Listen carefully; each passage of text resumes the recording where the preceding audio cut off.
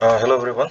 So today let us begin our session with the weekly current affairs compilation for the month of August. Okay, it will be from August 1 up to 7. This PDF is prepared by Harmon Ronghang and presented by me, Barnel Bey. So see, these articles, okay, it will be mains oriented articles. That means the way it has been written here, it will be helpful for your mains answer writing as well. Whenever you write mains answers, sorry for that. There will be introduction, there will be a main body, and at the there will be either way forward measures or some comments. Okay, whether what improvement can there will be the conclusion. Okay, whether conclusion, way forward or measures. Now, first we'll be doing with the GS paper 1. Under GS paper 1, let us go to the content now. Okay, content number 1. Indian cities struggling with monsoon preparedness. So when we are talking about monsoon, the Indian subcontinent receives the what monsoon? Western monsoon. I don't mind drawings not good. Okay, and there are sound issues today. Okay, my microphone is not working very well. In the next session, it will be done. Okay, so India it receives the southwestern monsoon. Now, when we are talking about the Indian cities, monsoon preparedness will be flood preparedness. Okay, see monsoon problem. When we talk about the whole of India, we have to talk about both the lack of monsoon as well as the you know erratic nature of the monsoon. That means monsoon usually it comes from mid of June till mid of September. Okay, see what happens is that if there is improper monsoon during the time of June, July, if there is no monsoon, the farmers they will not be able to cultivate their crops. In the same way, during the harvest time, if there is excess of rain, the harvest crops will be destroyed. So when there is improper monsoon, erratic monsoon, you will hear the news that the farmer suicides have increased. What is the reason? Because see, uh, India is still greatly an agrarian country. Still about 44 or 45% of the Indian population depends on the agriculture, and the agriculture sector does not have proper irrigation till now. Okay, only about less than 20 or 30% of the agricultural land have irrigation till today. Most of the land depend on monsoon only. Okay, so that is why monsoon plays a very big part in the Indian subcontinent. Okay, in the economic part, in the society as well as the polity part. Now, but here in this article we are talking about the cities. That means we have to talk about the floods only. You have all experienced the floods of Guwahati, starting from the area of Jorabad till the middle of the city during the monsoon. Whenever there is even let's say 15 or 20 minutes of heavy rain, you will observe flood. Okay, that is guaranteed. So what are the reasons of this flood? Let us see. Okay, so factors of Indian cities struggling with monsoon preparedness. First is what? Outdated drainage system. It is not that the cities have does not have drainage system. There is drainage system. Okay, but the problem is that they are outdated. That means their technology and the amount as well as the number of drains is not enough, as well as the technology that has been used, that is also outdated. Okay, that is the reason.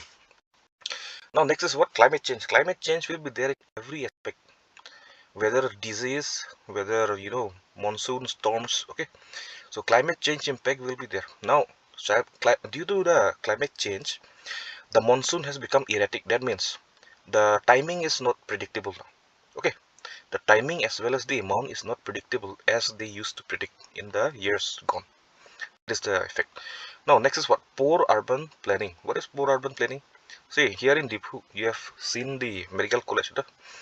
It has been constructed in the paddy field. There used to be paddy field there before. That means if you observe the topography, it is surrounded by hills. So naturally whenever there is rain, water will come there. Okay, it is by nature. So there is also one aspect of poor urban planning. Okay, not just that, in other cities also, if you see, the natural path of the water has been blocked, and see mostly the wetlands. Okay, the wetlands, I think the places, okay, where usually the water accumulates, even the Kaziranga National Park, those places in many areas, okay, they have been covered by the cement and constructed. So what will happen? The water will not get absorbed in the land. So flood will occur. Those are the aspect of the poor urban planning. Next, high growth of population. You don't have to, no, you don't need explanation there, isn't it? Due to high growth of population, that is why, the floodplains are also being, occupied by the population. Houses are being constructed. Okay. Example, the poor bill. Okay. So that is why human growth is also one of the factors. Failure of policymakers. Policymakers have to make laws, isn't it? So what kind of laws will they make? They have to make laws uh, concerning the urban planning. Urban planning should be such that in the future, whenever there is some heavy rains or storms, the planning should be such that the drainage system should carry the water to the large river. That is the proper way to plan. Okay, so those kind of policies till now uh, has not been properly made. That is the reason. And one other aspect is that climate change. Yes. Climate change is due to what? Due to poor planning. Okay. After many years of industrialization, till now, we have not been able to revert back the effects of the, pollution, isn't it? So there is also one aspect of the failure of policymakers. We have to plan. Hmm. Policies are being coming up, like the, Guwahati. You can write in the exam. You can write that CNG buses are being used, and then electric cars are being promoted. So all those measures are also there, but till now, the required amount has not been done. Okay, that is the meaning of the point. This last. Okay, now measures. What measures can be taken? Learn from the historical water management, like from the Indus Valley. Implement strict regulation. Regulation in terms of the construction. Okay, construction in the wetlands should not be allowed. Construction along the natural path. Okay, natural path of the water should not be allowed. See, whenever there is rain, all the streams will flow towards the large river. That is the integrated water management system. See, integrated floodplain is what? Whenever, even if a single drop of water falls on the ground, okay, that drop of water will try to go to the large river which is near it. But if you construct and block the natural flow of all this water, it will not be able to go and merge with the large river, and what will happen? Water logging will take place. Okay, that is the meaning of the last one. Okay, the last one is plan urban development considering natural flow. That is what I'm saying just now. So that is it with the topic 1. Now see, after every topic we have given you a mains practice question. Okay, practice this one. And again, please remember this one, the MCQ which I have given you. This is for you to practice. Okay, do not try and mug up the answers here. That will not help you.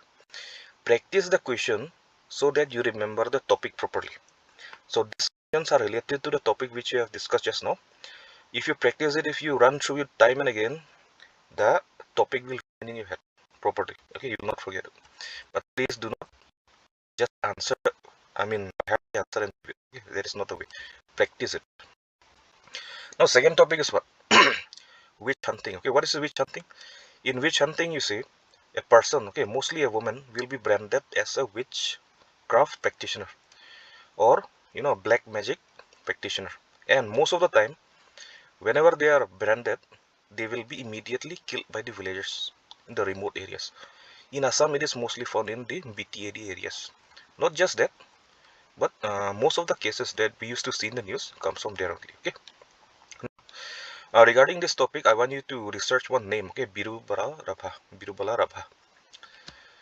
Search the name Birubala Rabha. She is related to this witch hunting. Okay, please search that one after this topic. Now, some mistake is there. Way forward is coming in from in the beginning. It should be the last. Yeah, make it up. Don't worry. Now, introduction. Okay, in 2021, the United Nations Human Rights Council. Okay, they passed a resolution to eliminate the harmful practices of witchcraft. See record tells that 85 murders took place in 2022 alone. Okay, that is the scene of the witch hunting in India. So witch hunting in India, okay, we are not talking only about Assam, it is for the whole India. So what are the reasons behind this incidents? It is lack of education mostly. Then second is what? Witch hunting can be linked to property dispute. Due to property dispute, someone can accuse another person, okay, of practicing witchcraft. It might be a lie, but the people in the backward places, they might fall in the trap and commit such heinous acts. That is a thing. That is the second point. Now, discrimination of such witch hunts mainly target women. Okay, mostly women are the victims of this witchcraft. I mean the witch hunting. There is no national law. Please remember this. The most important one. There is no national law on witch hunting till now. It will come soon, but till now there is no national law. There is a thing. Now, legislative efforts. That means law. Okay, legislative means the laws prepared by different states are given here. Bihar they have made in 1993, Jharkhand 2001, and Odisha in 2013. We have to memorize those. Okay. The way forward. Okay, let us see this one. Way forward. What steps can be taken? Modern countries should have specific legislation. Legislation means laws. Okay. India as a whole should make laws for the witch hunting. Conduct awareness program. Okay, awareness program should be there in the rural and the backward places. Now this article has been taken from the Indian Express, 8 August. You can go and read it. Okay. So this topic is also done. Now I've given you some MCQs also and practice the mains question also. Okay. Now let us move to the next topic. Now we are done with GS1. Okay. Now we will go to GS2. The first content of GS2 is anti-conversion law. What is anti-conversion law? A law which prevents someone from changing his or her religion. Okay. The topic is taken from the Hindu, 5 August 2024. Please go and read it if you want. The GS1 syllabus is there. Read it. Now introduction. Uttar Pradesh prohibition of unlawful conversion of religion. Okay, 2021. And then bylaws. It should be bylaws. Okay, bylaws 2023. Bylaws means addition. Addition to the original law. 400 cases have been filed.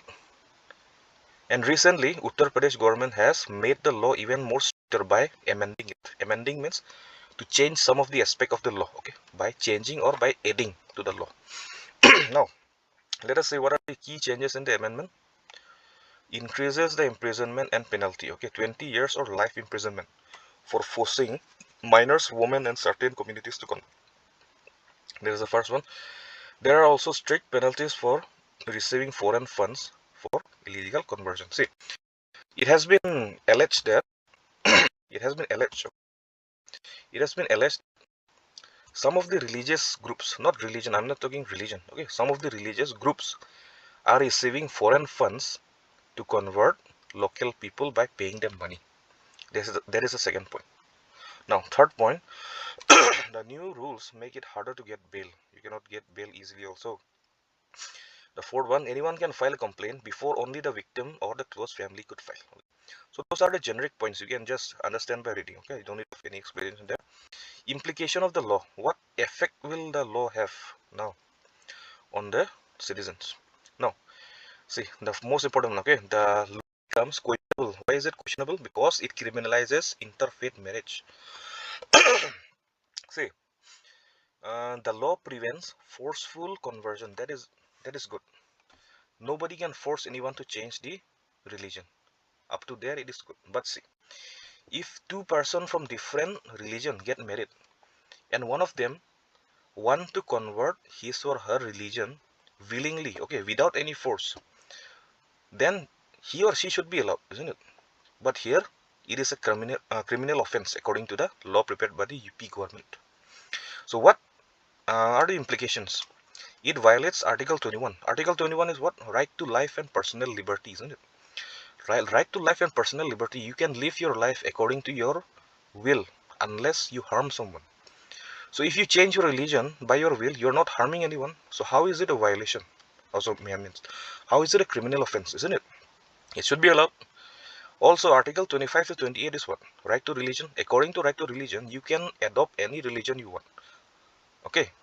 the restriction is that you cannot harm anyone. You do not harm anyone by changing religion, so it should be allowed. So that is why it is questionable. Okay, that is why the law is questionable. Now, way is what the way ahead is that see, any claim that someone is being forced to change his or her religion should be investigated properly. Not just that there is some allegation and then the police will come and arrest the person. That should not be. Okay, it should be investigated properly. There is a way forward. Okay, there is a case with this article also. You can practice this question, and you can please practice this question. Okay. It helps you to retain the information better, but practice, not memorize. The second issue is what? Issue with proposed amendments to WAF Act.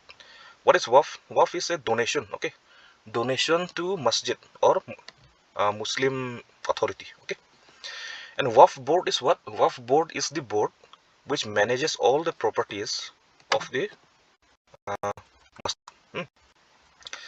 It will come under syllabus of GS paper 2. Please read the syllabus. Introduction. What is WAF? WAF is an Islamic tradition where people donate property used for charity. Okay, please read. Now, what is the issue here? There is a reason behind changes in the act. Why the act has to be brought? Okay, I mean, why the changes in the act has to be brought? There is a thing.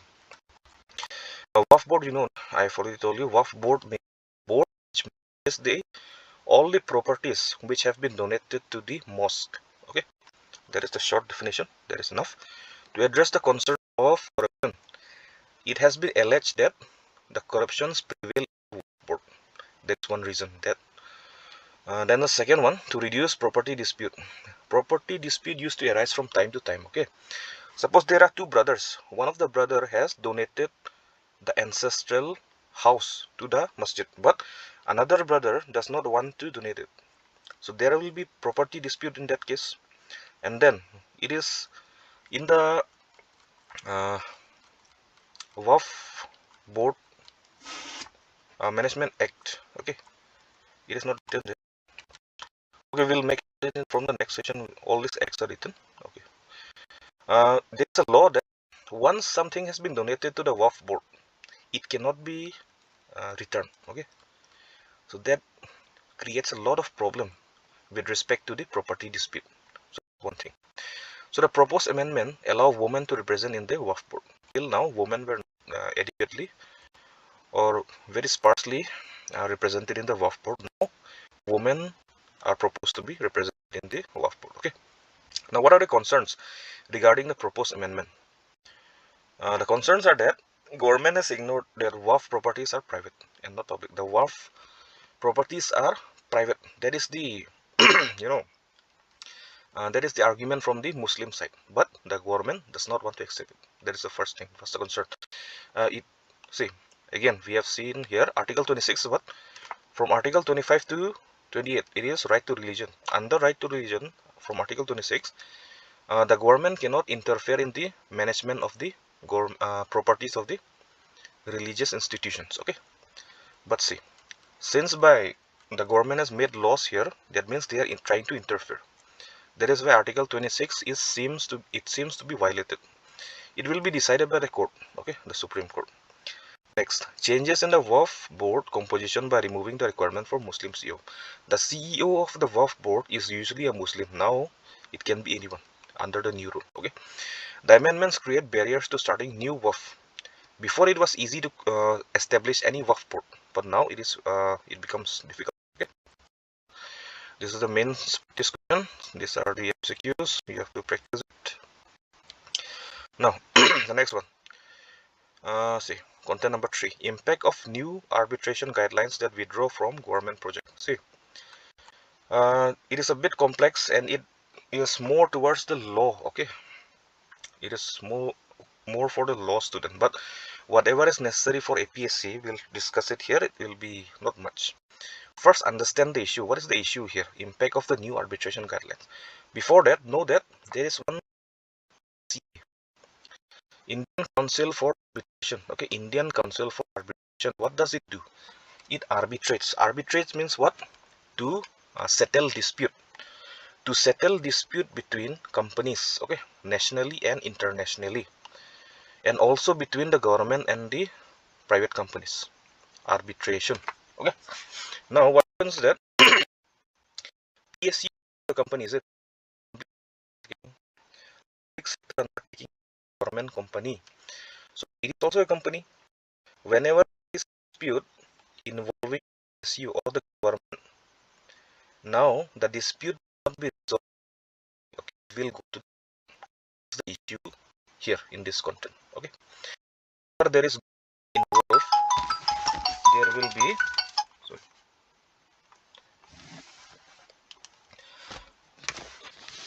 whenever there is government involved, okay, the issue will go to the court. Now, okay, so we are doing what is it, GS paper 2. Okay, so now that the PSUs are out of the arbitration council, okay, any topic that arises or any issue that arises with the PSU has to go to the court. Now let us see the article. Introduction. Arbitrary is outside the court. That is done. The government introduced new guidelines. Okay, the government introduced new guidelines for arbitration, but they indicate a move away from using arbitration. A move away from using arbitration means they are not going to use arbitration now. Everything will go to the court. Okay. Now let us see the disadvantage with arbitration. We are going to see the disadvantage with arbitration. Okay. So what is the first disadvantage here? Cases can resolve too quickly without proper investigation. See, arbitration, it involves companies, right? So whenever companies are involved, they will want to end the case. No, not the case actually, issue. They will want to end the issue as soon as possible so that they can do business and earn money. In that process, the process may be too quick that proper investigation is not done. Okay, that is one disadvantage. Second is what? There are many cases in which arbitration becomes more expensive. See, usually on paper, arbitration should be less expensive than a court, because see, like a Supreme Court, okay, if you hire one lawyer there, for every, hearing, you have to pay up to 10 to 15 lakhs per hearing. Okay. So courts are very expensive. And see, whenever big companies are, fighting with each other, usually the case will go up to Supreme Court only.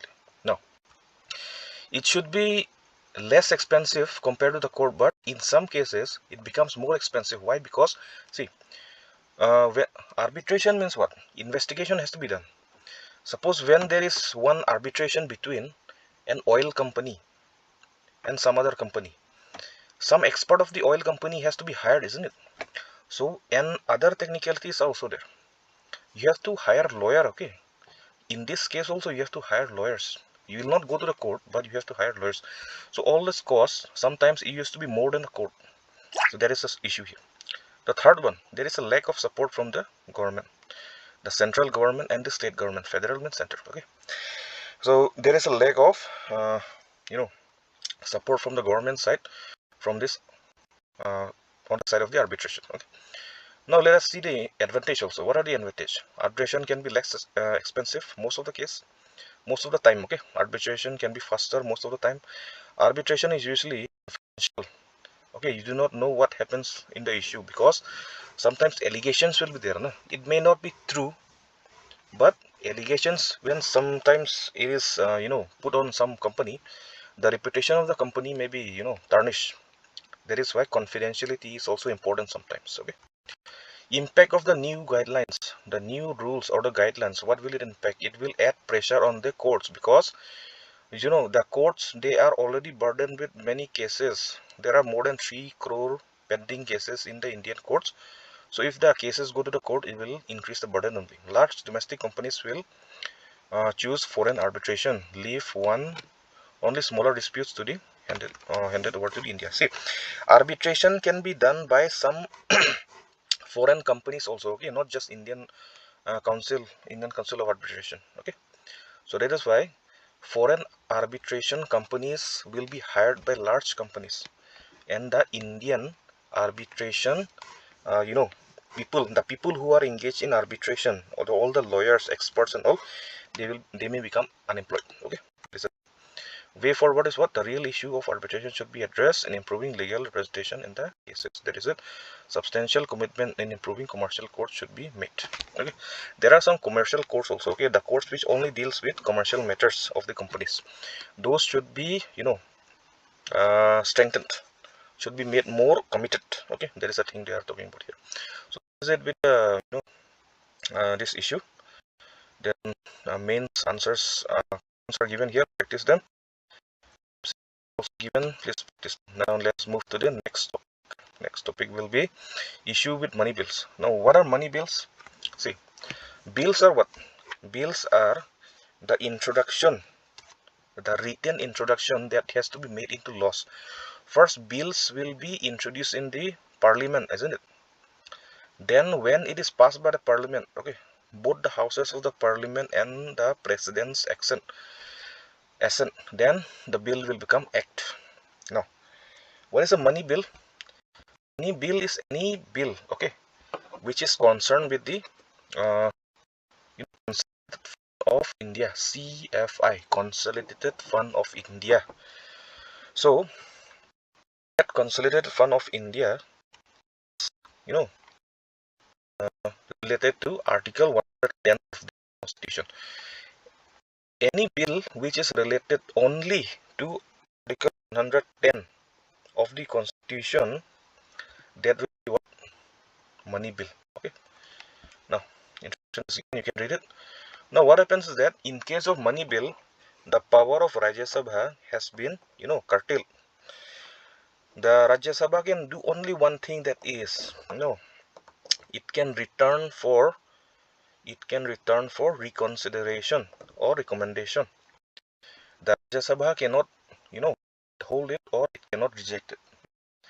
It will be given only 14 days to either make recommend, or it can return for, you know, reconsideration. Other than that, the Rajya Sabha cannot do anything. Okay, so you can say that all in all, power with respect to money bill is with the Lok Sabha. And see, whenever there is a dispute whether a bill is money bill or not, okay, the you know, the speaker of the Lok Sabha has the power that a bill is, he can declare that a certain bill is money bill or not. Okay, for example, the Aadhaar bill, you know, the Aadhaar card that you use, it was passed by the Berlin, isn't it? There was a debate that Aadhaar bill is not a money bill, but the speaker that time, he said that it's a money bill. So it was passed by the Lok Sabha, and the Rajya Sabha cannot do anything. Okay, they have to pass it. Even if they don't pass it, it will be deemed to be passed by the Rajya Sabha. That is the power of the Lok Sabha in terms of the money bill. Now, issues are written there. What is the issues? Recently, the problem arises of legislation broader implication beyond financial matters. See, money bill it is by nature, it has to deal with money, isn't it? But sometimes, just now we have discussed the Aadhaar. It is beyond money. Aadhaar is about identification, isn't it? But sometimes the politicians, they in some way include their you know, own interests, or you know, some other issues along with the matters of the, you know, money. Okay, they will mix it up and present it as a money bill, although it is beyond only money. Okay, like the Aadhaar, it is about identification. It is not only about money. Okay, you can use it for identification in the bank. Now it is used as an identification in the, you know, PDS also. But it is not only about the money, some other issues are also added there. Then okay, then it has been passed as a money bill. So that is the issue, that has been raised in this article, that it goes beyond the things of the, you know, finance. Now, mains in there, you can practice it. The next topic, Bias in resource allocation to state.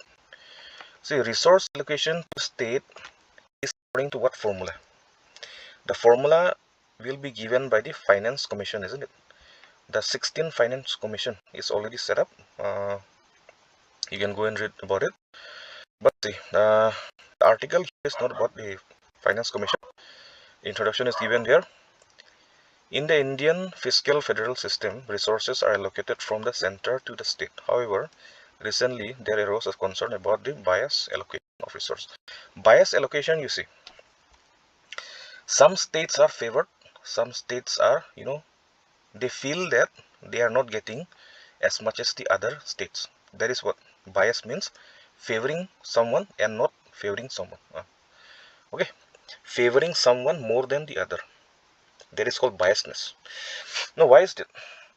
In the recent, see, it is not for you to write in the examination as it is, but see, in a coalition government, okay, the number of MPs from certain states may be more than other.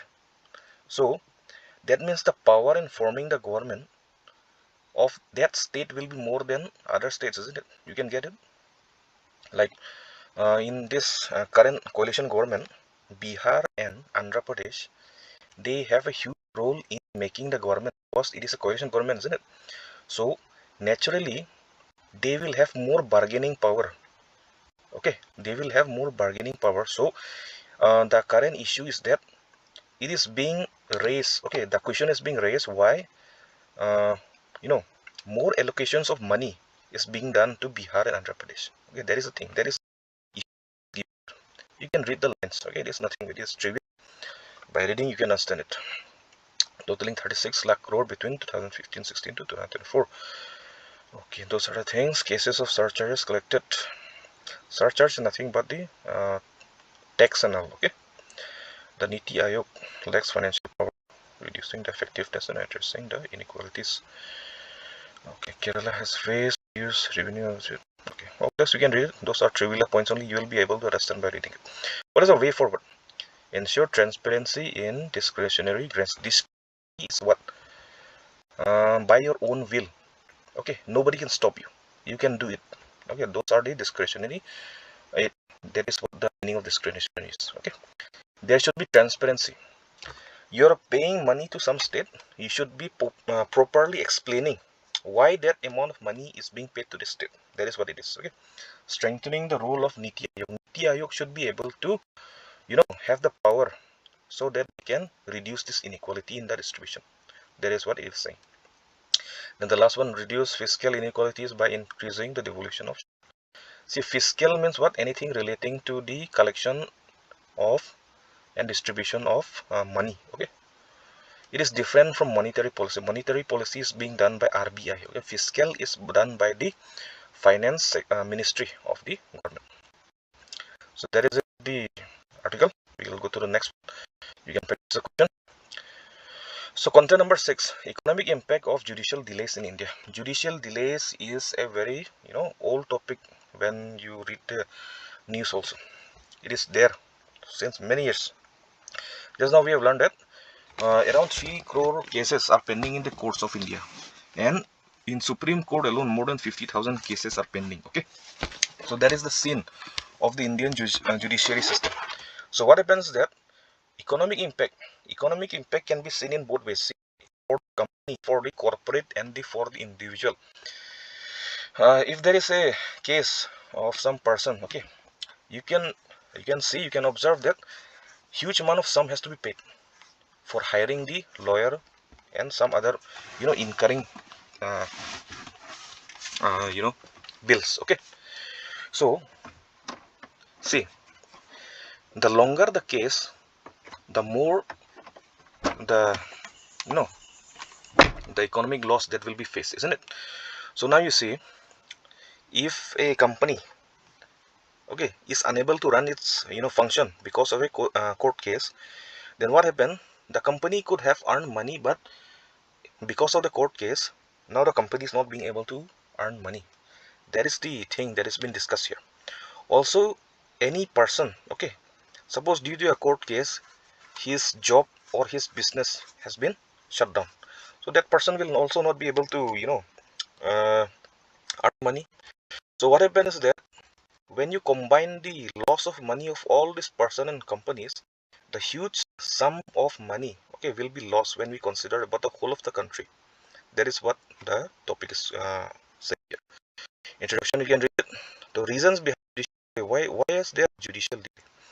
Because government legal departments struggle to handle their litigation effectively. See, any government department, okay, suppose we have government department, what, transport department, irrigation department, they have their own legal team. Okay, suppose there, if there is any case, that legal team has to properly manage it.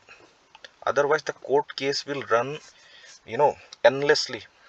That is what is talking about. Okay, then second is what, low judicial vacancy. Not just vacancy is low, but even if there's a vacancy, there is uh, appointments are not made there. Okay, you might have seen once former Supreme Court Chief Justice T.S. Thakur, isn't it, during delivering speech in front of the Prime Minister, he appealed to him that not interfere in the appointment of the judges, he said. So all those things are there. Okay, that is why there's a delay in the court cases. The main reason is the vacancy. Okay, the main reason is the vacancy.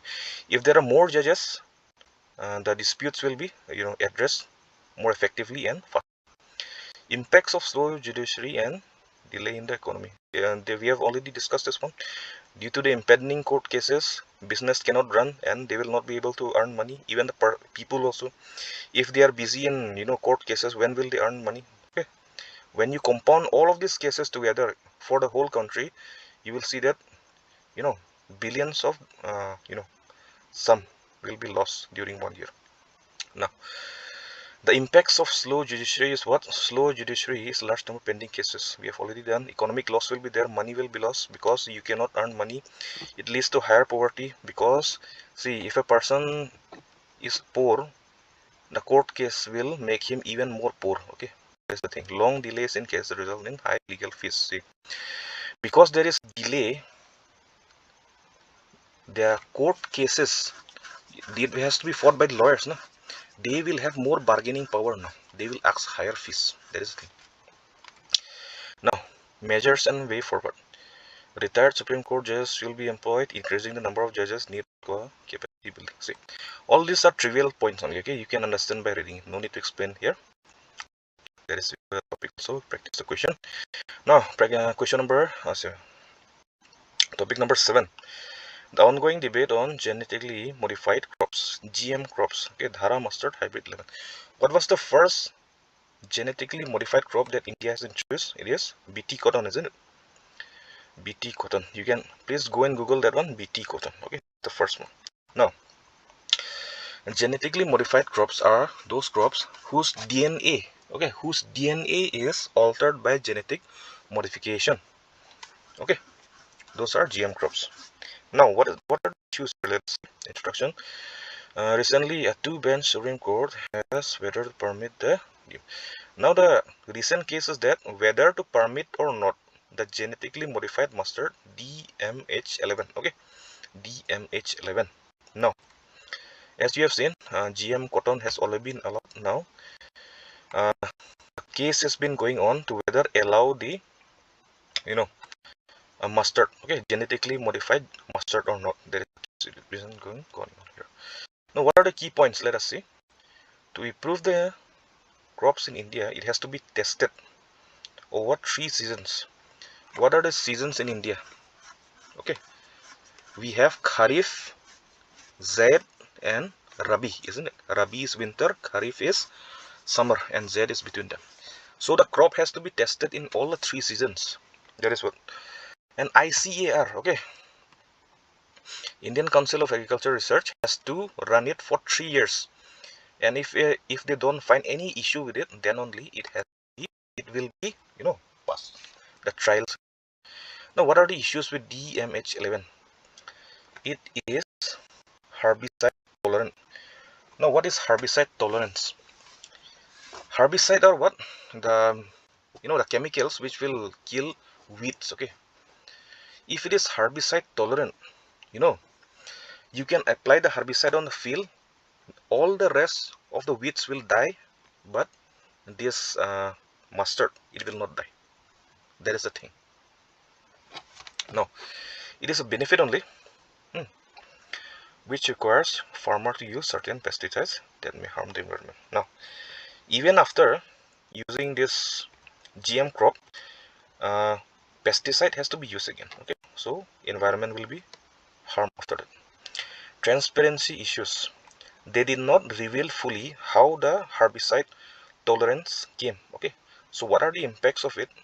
It is not still clear. So that is why some transparency issues.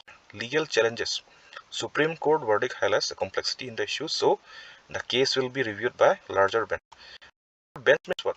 Currently it is being reviewed by how many judges? Two. A two-judge bench. Now the larger, it will be at least 3 or more than that. Way forward is mentioned there. Okay, the court has to develop a comprehensive policy on general. Now, these are generic terms. On MCQ, it is all the MCQs. This do not matter. Okay, now topic number 8, ITI. Okay, ITI in India. Okay, the next point. ITI in India. The role of ITI is to, Industrial Training Institute is to impart technical skill to the, for the lower level skill jobs. Okay, lower level skill jobs. Now it is an important institution. As you can see, so most of the Indians who work in different fields, they are unskilled. Okay, it is according to the NSSO, only about 5% of the working force, okay, the working population in India, they have the required skill for their job. The rest are making do with whatever they can. Okay, now India is a fast developing country, and to fuel the economy, India needs skilled laborers more and more every day. There may be joblessness right now. Okay, there may be joblessness right now, but those who are properly skilled, almost all of them have the job.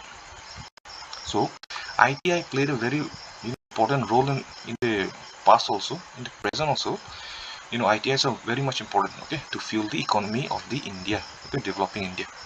Now see, since India wants to become a a developed nation by 2047, for that, okay, every year millions of the skilled workers are needed, okay, to fuel the growing economy of India. That is why ITIs are very much important. Now let us go to the topic here. As the introduction, ITI is a government training institution used given there for high school students. Okay, high school, that means the lower level skill jobs. It may be ranging from electrical to petroleum, even the construction work. Okay, you can see there significance. It is crucial to meet the post-independence industrial needs for India, the emerging technologies through the ITI. Okay, ITIs provide skills for developing capacity building to a large number of students. It is because of the ITI only, okay, the Indian industries have been able to develop. Otherwise, if India has to bring workers from outside the country, you can imagine, no big companies will be here by now. It is because of the people who are trained by the ITI that the large companies like Tata, Mahindra, Tata, they are being able to establish their ground here. Now, enrollment has been increased from 1 million in 2014 to 1.24 in 2022. See, the number is increasing, but it's not that much. Okay, it's from 1 million to 1.24 in how much? 8 years, but it's still growing. Now, what are the challenges? The challenges is that there is a shortage of skilled trainers across the state.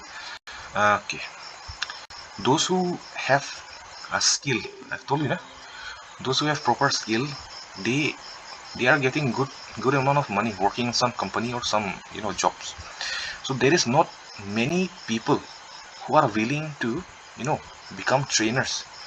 If they are very good, they are employed and they are getting much more money than becoming trainers in the ITI. Okay, that is the issue. Second point is what? Many institutes lack basic and important resources. Yes. Even if you go and visit the ITI here in Diphu, okay, most of the things or instruments which they need to learn, they may be either damaged or absent. Okay, there is a thing here. There is, because of the lack of funding and also because of corruption, those are the things. And the courses often do not meet the current industry requirement. That is one of the most important issues here. Currently, what are the skills that we need? Currently, the world is moving towards AI, isn't it? Artificial intelligence. And see, automation. Automation is what? The large companies, instead of hiring people, they will use machines. One machine, if it can do the work of 100 people, why will they employ 100 people? No, that is the thing. So in these current scenarios, the skill which they need in the current time, they will get only if the curriculum of the ITI has to be improved. Okay, the curriculum of the ITI should be changed so that it is in line with the current requirement of the companies. If you are using the syllabus of 100 years ago, you will not be able to do the work that is required today. Today everything is computer based. Even the mechanics you see today, they are using computers. Okay?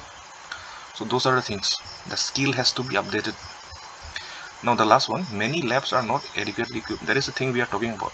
Okay, the instruments are not present, it's damaged. That is the thing. Now achievements, you can read it. Okay, Tamil Nadu and Hyundai also announced new job opportunities.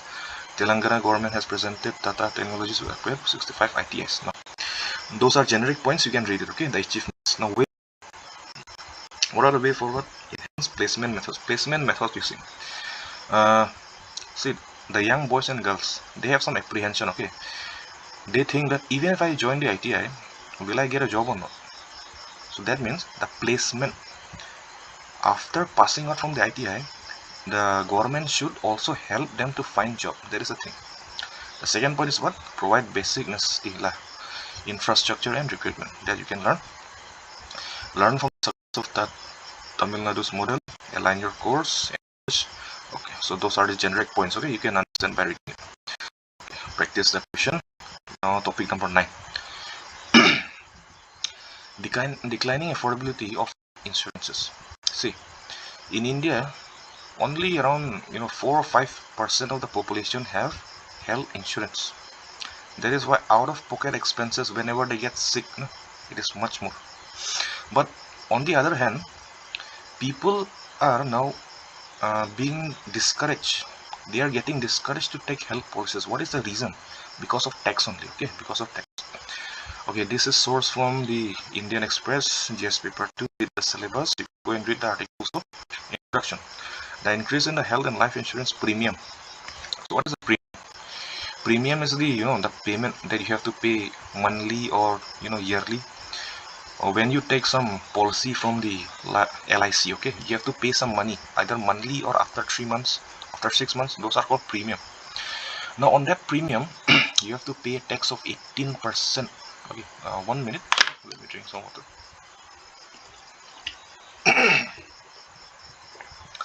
18% means what? See, if a person is trying to pay a premium of 1000, he has to pay 180 extra. Now 180 extra, imagine for a auto rickshaw driver, no? It is a huge sum. Now see, before it was 15%, now it is 18%. There is what is it?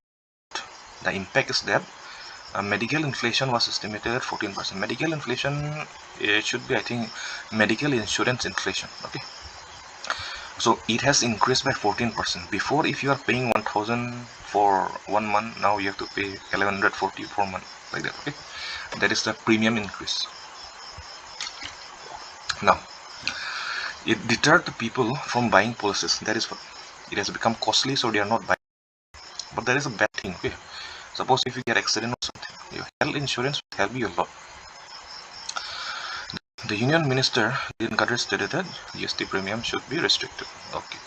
See, if you increase the premium, less people will buy it, so the industrial growth, it will it will go down. Okay. Here the industry means we are talking about, see, not only health insurance, for example car insurance also. Okay. Car insurance is what, whenever any unforeseen damage is there, the insurance company will repay the amount, isn't it? So any company, any industry, when it is insured, they will put more risk into their work. Otherwise they will not work in a risky way, and they will not earn much money. That is the thing that is talking about. If they do not have insurance, they will not take much risk and they will not earn much. That is what Nitin Gadkari is talking about. Okay. Then the way ahead. Okay, markets like Singapore and Hong Kong and USD. There you can read it. Okay, it is generic point. You can read it by yourself. Question here. You can read it. The status of nutritional poverty in India. What is nutritional poverty? See, a family may be able to afford food, but they may not be able to afford nutritional food. Okay, if someone only eat rice, their stomach will be full, but the nutrients that the person needs, he will not get it, isn't it? That is the nutritional poverty. By looking at him, he may not appear poor. He may look healthy from the outside, but see, if you do not eat nutritional food, some of the nutrients, some of the vitamins, okay, you will be lacking, and in the long run, your health will be affected by that. Now, why is there a problem of nutritional poverty? Because see, nutritious food, if you go and buy today, it is costly. Okay, people should eat apple, grapes, cashew nuts, but the cost of all that, isn't it? That is the meaning here, nutritional poverty. Now I want you to go and search NSO, okay, National Sample Survey Office, and find out what are the functions performed by NSO. Okay, there is one assignment I'm giving you. Now you read the syllabus. Now the present status according to the National Sample Survey Office, household consumption. Okay, in the urban areas, it is 2,197. What is it? Monthly per capita consumption. Monthly per capita consumption is what? 2,197. And that is for rural, no? And for urban it is 3,077. Now you see the breakup. Out of monthly consumption, okay, one person consumes this much, 3,077 in the urban area. Rural, it is this one. Out of this 3,000, he spent 2,098 on food and 979 on non-food, other things, okay, like shampoo, toothpaste, and all. So that is the status. Proportion of the poor. The proportion of poor is estimated at 17.1% in rural and 14% in the urban. That means out of 100%, 17% in the rural area are nutritionally poor. Okay, they are able to buy food, but not nutritious food. That is the thing. So this up to here. We'll next content. The next content is what? Sub-classification of creamy layer in SC and ST. Schedule. Till now, only the OBC, okay, they are categorized into creamy and non-creamy layer. Creamy layer are the section of the population who has more money or more wealth compared to the other. It is determined based on some value, okay, like 8 lakhs. Now in the government reservation, in the poor category, the economic EWS, okay, economically weaker section, EWS, the family income should be 8 lakhs per year. So that is the amount that they have determined. In same way, in OBC also, they have determined some amount. I forgot the exact amount. Okay, I'll let you know in the next session. They have determined such certain level of income and certain level of land holding. Below that, the non-creamy. Above that, it is creamy layer. So what happens? The creamy layer, they will not get any benefit of the reservation. That is what. Now they are trying to place the same model in the SC and ST also. In the SC and ST also, they will determine who are the people, the families who are rich and the families who are poor, and the rich section of the population, they will be denied any reservation. It will be given to the poorest people only. Okay, that is what. Now, introduction. The Supreme Court has recently allowed subclassification of scheduled castes and scheduled tribes. Roots. Roots means history. Before today, before this Supreme Court verdict also, previously the other governments, they have introduced such steps. Okay, like Punjab in 1975, Andhra Pradesh in 2000. You can read this one. Okay. Now what happens? Judicial intervention is there. Judicial intervention is what? The government, they brought some law, but the court, okay, the High Court and the Supreme Court, they intervene, mean they either stop it or put it on hold. Okay. Judicial intervention and striking down of the subclassification. Striking down means what? They did not allow the law to remain. Okay. V. Chinaya case 2000, should be 2004, okay, not 2003. 5 judges bench struck down the Andhra Pradesh. See, the Andhra Pradesh, they made one law, 2000, but the Supreme Court, they did not allow that law to be, okay, in the 2000. But after that, what happened? Calls for reassessment. The court has given a verdict, but there has been demand of reassessment. So over the years, various states like Punjab and certain groups within the SC category were underrepresented. So all these cases were there. Okay, they were demanding that within SC also, within scheduled caste also, there are groups which are rich, there are groups which are very poor. So the decision that the government has taken, the Andhra Pradesh government has taken, is right. So the court has to reassess their judgment. That is what they are demanding. Okay. Now, 2020, a constitutional bench acknowledged the need to revisit the 2004 decision. So in 2020, what happened? The constitutional bench, okay, they decided that the 2004 decision by the Supreme Court, okay, which decision? This should be 2004. It has to be revisited. The constitution bench, they have decided. Okay, so they have reopened the case in August 2024, 6-1 majority. That means 6 judges agreed, 1 judge did not agree that the Supreme Court, the SC and the ST should be divided into 2 parts. That means the total are 7. Okay, there are 7 judges. Out of 7, only 1 judge said that they should not be divided. Other 6 said that SC and ST should also be divided into creamy and non-creamy layer. Okay, there is a thing. Now, Supreme Court verdict on subclassification of SC and ST. States can create. It is up to the state. The Supreme Court has allowed the states. Now it is up to the state whether they will do it or not. That is it. Subclassification must be based on empirical and historical data. Empirical data means what? There will be proper, recorded data. Whether now, how will you determine whether what section of the population is poor, what section is not poor? Okay, so data should be there. Without data, you cannot act as you will. Okay, you cannot act according to your will that you will divide the population in this line. Okay, proper data should be there. That is it. And historical, the history should be clear that this population, this section of the population has been denied reservation since many years. That should be clear. Okay, there is. Okay, all these are trivial points. You can read it. The Supreme Court, subject of judicial. Okay, judicial review. If the state, okay, suppose Assam decides to implement this law, but still the court will be able to review it, okay, whether they have done properly or they have done, arbitrarily. That is what. Reservation benefit should be limited to first generation. That means if the father has already got the benefit of reservation, the son and the daughter will not get. There is it. Significance of the verdict. Okay. So it does not violate Article 14. It does not violate Article 14 because, see, Article 14 is what? Right to equality. Everyone should be equal, but see,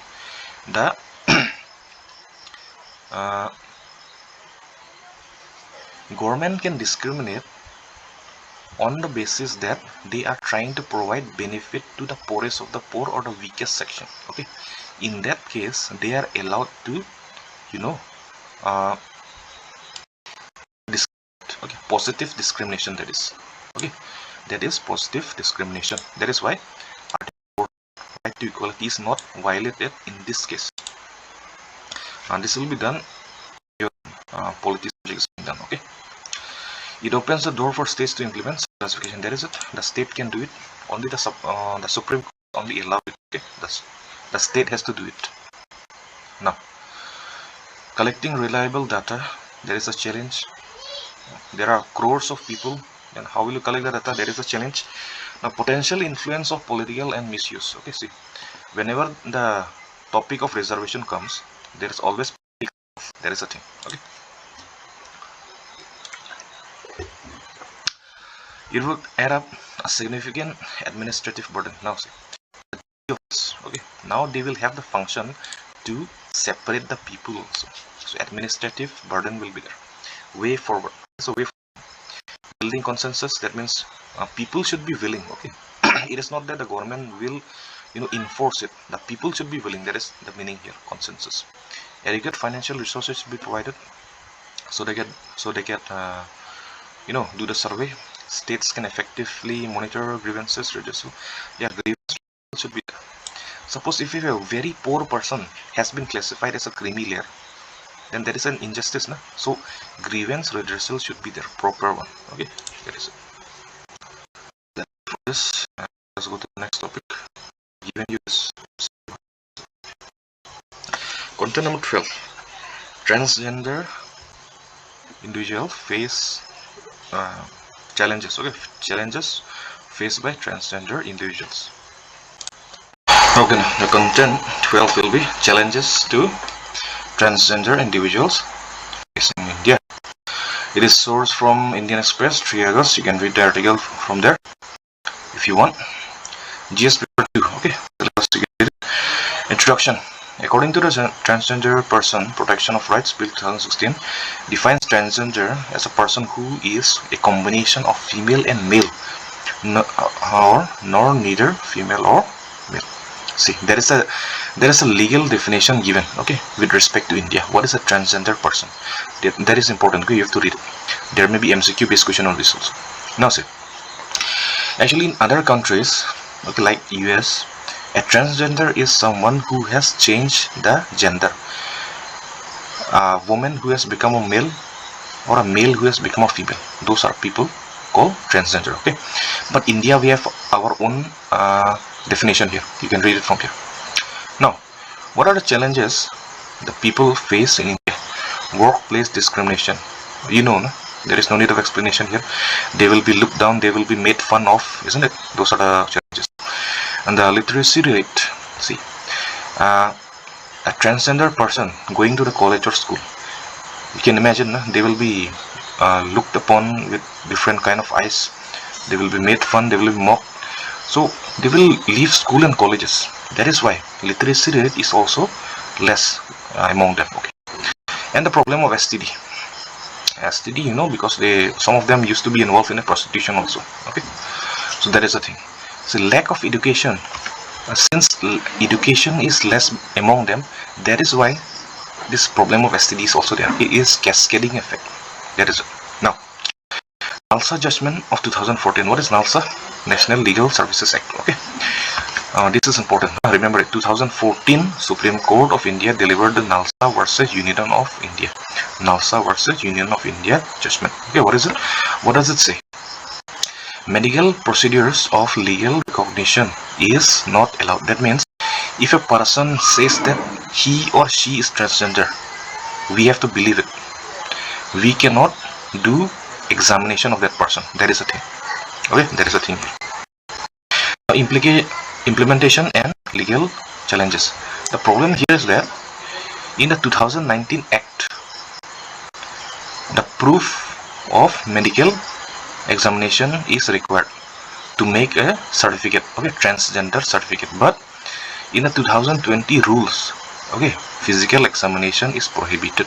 That is the concept. contradiction here. Now see, what is the difference between act and rule? Act is the the law passed by the parliament, but to implement that act on the ground, okay, rules have to be made again. That is made by the local level authority, the deputy commissioner or the secretary and all. Okay, that is it. That is why there is a difference between the 2019 Act and the rule. Why is the difference? Because here Supreme Court has not allowed examination, so the on-ground officers they are following the Supreme Court guideline only. Okay, no need to remember all those. Just remember that there is a contradiction between the Act and the rule. There is a hurdle in the implementation of the Act. Now, third one, there is poor implementation of government initiative like setting up of transgender ward and washroom. Now see, what is this problem? Now a person who is transgender and who identifies herself as a woman, but she is biologically a male, to which toilet will she go? Isn't it? That's a problem, no? So that is why a separate toilet has to be created for them. That is what it's saying. It is not being implemented. Way forward. What is the way forward? Education, isn't it? Education. The government employee should have the rights. Educate government employees about the transgender rights. That is a trivial point, you can understand. Ensure faster process of identification. Okay. Now, if someone has to go and make a certificate of himself or herself, red tapeism is being experienced. Okay, that has to be made faster. Eliminate medical proof. Eliminate medical proof. Example, NALSA judgment. In the NALSA judgment, medical proof is not required for the certificate, isn't it? That is it. But till now they are facing this problem. Okay, why are they facing this problem? Because of the contradiction 2019 and 20. You have read this one above. Now, include transgender related topics in the academic circular. During our childhood, we did not read any topic regarding this in our textbook also, isn't it? Now, that is it with the topic. You can you have to. Now, content number 13 on crime charges against women, a persistent social crisis and gender-based violence in India. Crime charges against women. That is NCRB data shows that India remains unsafe for women, which requires urgent intervention. NCRB report shows that crime against women in India rises by 4%. See, 1 minute. Let me try.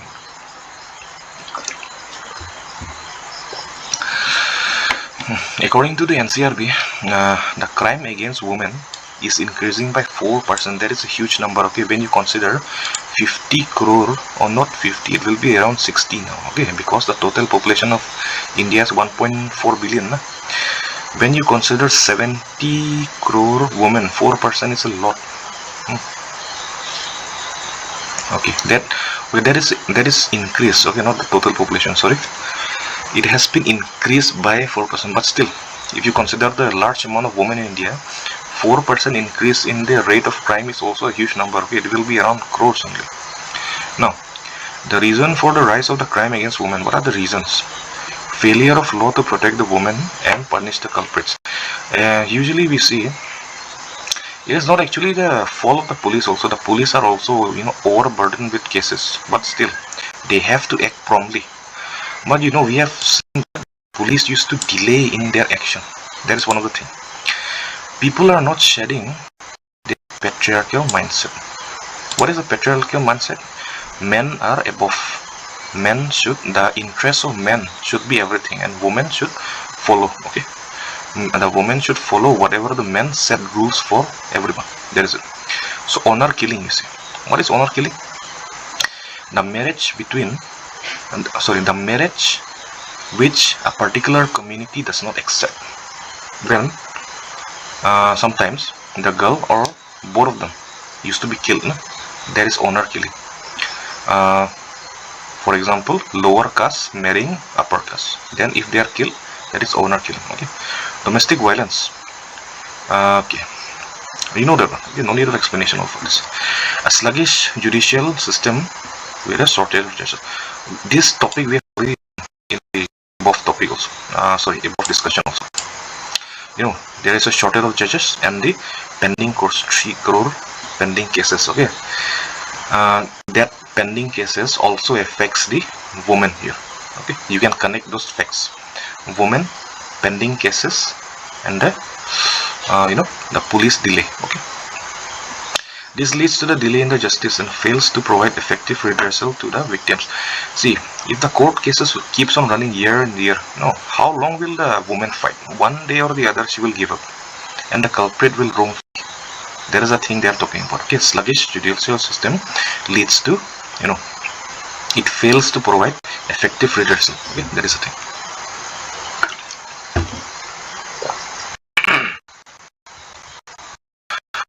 Now, what should be done? What should be done means the measures. Women's issue need to be tackled with strong political will. It should be one of the agenda political rallies. That is what they are talking about. That is what they are talking about. Active participation of civil society against such crimes. Not only the police, okay, the civil society. Civil society are the organizations, okay, in the, like the student organization, women organization. They should get involved, not take laws into their hand, but they should participate and force the police to act promptly. Okay, those are things. The state should be more proactive in the police reform. Police reform are needed.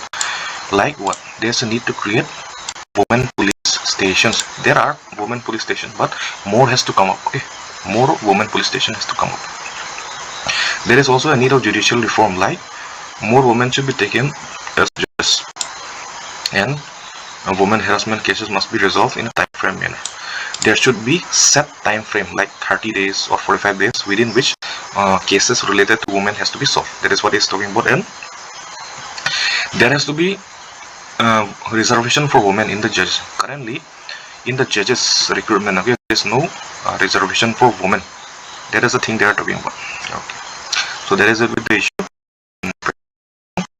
So content number 14, strengthening the China-India relation. Okay, you see, this is taken from the Business Standard, 26 July 2014. The source is what? The 5 guidelines to Dragon, Elephant, Tango. Dragon is China, elephant is India. Okay, that is it. From the Hindu. Syllabus will be from international relations. Syllabus you can read it here. Bilateral regional interaction. China, India, with their rich history of culture exchange, now have world's most important relation. President Xi Jinping and Prime Minister Modi agreed to 2 nations are partners, not rivals. Okay, but that is just to show on the outside. Okay, on the inside, we are very much, fierce rivals, even to the point that we, do not hesitate to fight. That is how our rivalry is. Okay, that is. Now, with this topic, I want you to research a few other topics. Okay, like 9-dash line. 9-dash line is what? This is an imaginary line drawn by China on the South China Sea, okay, within which they claim that it is their territory. 9-dash line. Please search that one. Then string of pearls, and then necklace of diamond. Okay. String of pearls is a series of ports around the Indian subcontinent that China has occupied. Not occupied, but they have their ports there. Okay, like in Sri Lanka they have one, in Bangladesh, in Maldives also they have one. So India has countered that string of pearls using the necklace of diamond. Okay, the necklace of diamond. So all this topic, please try to search, and I will also make a video on this on my channel. Okay, you can go and watch, but you also do a research about this on the internet. Okay? Now let us go to the topic again.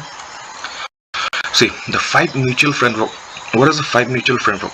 See, the Indian foreign policy with regard to China during the time of Nehru, it was Panchil. Okay, you can go and search this one also, Panchil. But during the foreign policy of this Panchil framework, or the Panchil policy, had war with China, okay, 1962. That is why it is said that the Panchil framework has not been able to bear fruit. Now, currently, India's foreign policy towards China is called Panch Amrit. What is it? Panch Amrit. 5 ways. Those are the 5 mutual frameworks here. 5 mutual framework is what? The first one is mutual respect. Second is what? Mutual understanding, mutual trust, mutual accommodation, and then mutual accomplishment. So what are these things? Mutual respect means they will respect each other, social system, path, and global role. Development. Okay. China will also not stop India from their development goals, and India will also not stop China. That is the thing. Social and global roles also. Mutual understanding is what? They have their own struggle. Like India is having problem with Pakistan, isn't it? So China will not interfere. In the same way, China is having problems with many countries, okay, Japan, Taiwan, and all. So India will also respect that, okay, and will not interfere as much as possible. Okay. So mutual trust, they will not doubt each other, all these things. And mutual accomplishments, but they will help each other to achieve their goal. Okay, like India wants to become Viksit Bharat by 2047, so China will also help in that. Okay, those are the things. Strategic and economic challenges posed by China's rise. You can read all this. Okay, these are generic points, you can read it. Now I want to focus on this strategic. What is strategic? So strategic means some plans, okay, plans about the future. Suppose that India has a long coastline, isn't it? India has a very long coastline. So India's strategic interests will be there to strengthen their naval capacity. That will be one of India's strategic plan. But strategic challenges means what? Whenever some challenge arises to that plan, it is called strategic challenge. Like how it can be? If India wants to strengthen their naval presence, India has to extend their naval service also. That means if Sri Lanka tomorrow they arises some questions that India is trying to encircle their country, and India should not be allowed to do that. So there is one kind of challenge, isn't it? So those are called strategic challenges. Okay, economic challenges, now let us try to see one by one. What is it? China is a direct military threat to India. Yes, see, China is a military threat. You have heard about Galwan, the Galwan incident. So how is it a strategic challenge here? Every country will try to secure its boundary. But if another country tries to raise question on the activities of securing their country, then that is one hurdle, isn't it? That is one strategic challenge. Because every country's strategy will be to secure their boundary. But if India is facing problems in securing that boundary, that is one of the strategic challenge. Okay, that is it. Now China's growing trade relation with India's neighbor complicate economic relation with within the two countries. See,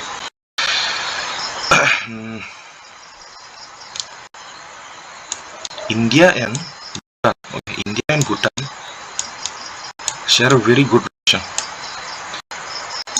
But tomorrow, if China pays a lot of money to Bhutan and they say that do not in trade with India, then that is one of the economic challenge for India, isn't it? So China's growing trade relation with India's neighbor, it can complicate India's interest in the economic sphere. Okay, that is what. China is reportedly the nuclear power. That is also one of the challenges. Okay, China is a neighbor. It is very near.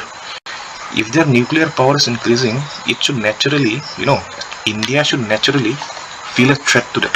Okay, that is one of the things. China has more resource in the space program, yes, obviously. So all these are generic problems, okay, generic issues. You can read and understand. Okay, China influence established international bank like UN. Okay, there is a huge influence of China. See, China is a permanent member of the Security Council, isn't it? Which are the 5 Security Council members? US, UK, France, Russia, China, isn't it? So China is one of the 5 permanent members. So China's power with respect to UN is much more in relation to India. Okay, so they can do many things in the UN which the India cannot do. That is one of the problems India will face. Then China's alignment with Pakistan. Okay, Pakistan is one of the main issues here. Okay, I want you to also Google the Belt and Road Initiative. Okay, the Belt and Road Initiative runs through Pakistan. So Pakistan occupied Kashmir is one of the area through which Belt and Road Initiative passed through. So please try and Google that also. See, Pakistan is a natural enemy of India. Okay, it will always be an enemy for a long time if Pakistan remains. So if Pakistan and China they collaborate, it will create a huge problem for India. That is the thing. India's potential policy response and way forward. Okay. So in order to counter China, India has to build a closer alignment with the US. Okay, then only India will feel secure and China will also remain in its boundary. Okay, China will know that India is with US, so China will try to stay away from doing much harm to India. That is one of the things. So our policy should be such that aligning with the US, because the US is also a competitor of China.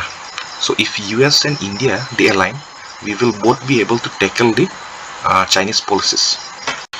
India's strategy towards China under Modi. Okay, what are they? Accommodation, cooperation. Okay, it has been dealt in the above points also. Asian Infrastructure Investment Bank, that is accommodative amendments. We are working together here.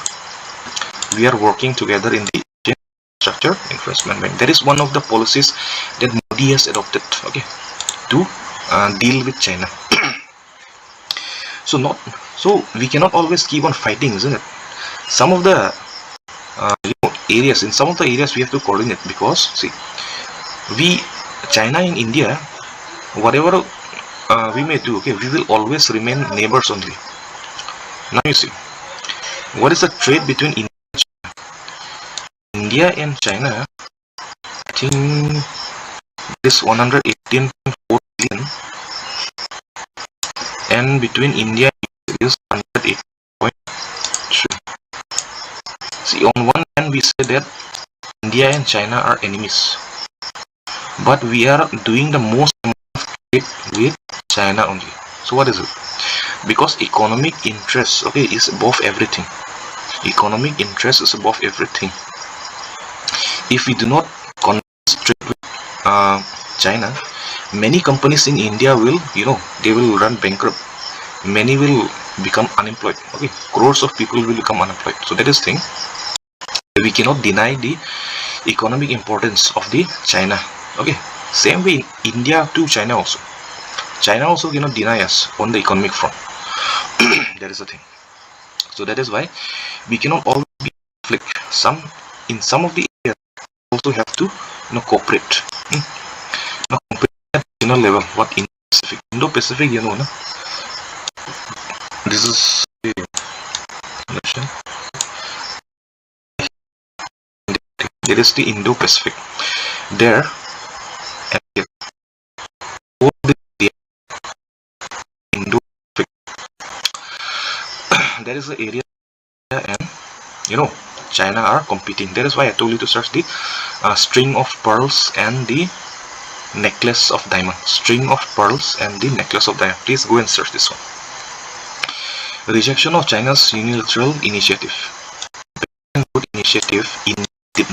India did not join this one. Why? Because the Belt and Road Initiative, it is passing to UK. That is one of the things. So China has not considered the territorial integrity of India, isn't it? That is one of the things that India did not join Belt and Road Initiative. One other thing is that debt trap. Okay, debt trap. What is debt trap? They will give loan. They will give loan. Okay. They will give loan, and the interest will be so high that you will not be able to repay it. Example, Sri Lanka. They have to give away their Harmon port to China because they are not able to repay the loan. Okay, so that debt trap, that is why India did not participate in this Belt and Road Initiative. Okay, those are the two main reasons. Other reasons also there. Okay, those are the things. What history and vision do China have? Okay, those are the generic points. Those are the generic points. You can read and understand. That means India believe that there is a meaning. That means China is also a part of India. Okay, it is a philosophy only. Okay, it is just a philosophy. Okay. 5 principles of coexistence. Panch Amrit. You have already learned this in the above points. Okay, that is it. Now, how can India and China collaborate? How can India and China collaborate? China and India can collaborate on the global level. Demography of affairs. They can join spearhead global community. Okay, these are generic points. Okay, you can read and understand it. There is nothing to explain here. Okay, after that, okay, global south. What is the global south? It is the association of all the developing countries, excluding North America and Europe. Okay, most of these countries are on the south. India is on the north. Okay, India is on the north, but most of these countries are on the south. That is why it is called global south. Okay? It is a group of developing countries. And Europe and North America are excluded from this. Mostly are from Africa and South America. Okay, some also there. So those are the things. Those are the generic points. You can read and understand it. Okay. Then there are 3 main practice questions. Then the last topic. Okay. Growing partnership between India and UK. And here nothing to explain.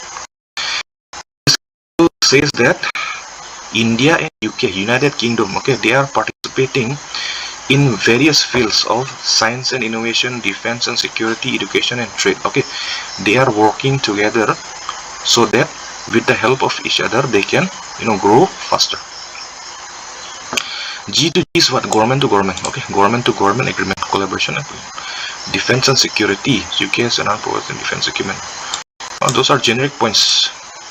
You can understand by just reading it only. Only one thing you to pay attention here is that UK and India partnership guided by 2030 roadmap. 2030 roadmap is what? India and UK, they want to achieve something in 2030. That is, trade and demonstrating strong and economic bond. By 2030, India and UK wants to conduct free trade agreement and other trade and investment flows. That is the thing only. Other generic points. This is an important one. Read it again and again. Remember. Now, UK and India strengthen their partnership in the following way. Again, free trade agreement. What is a free trade agreement? Free trade agreement is, whenever there is trade between 2 countries, tax will not be there. That is it. Import tax will not be there. There is a thing only. There is free trade. No tax or minimal tax. There is a thing. Enhance technology and research and development cooperation. Expand healthcare. Okay. Successful G20. India achieved moon landing. Okay. Those are generic things. Okay. You will understand it if you read it. There is nothing to explain there. So that is the session here. Done 15 plus 2, 7. points today of this week. We'll be doing such contents in the next week also. So these are the last 10 MCQs. Okay, practice by practice only, not by heart. Read it, read the question, and try to recall it from the memory. If you cannot recall, just go back to the topic. This is how you practice. Do not by heart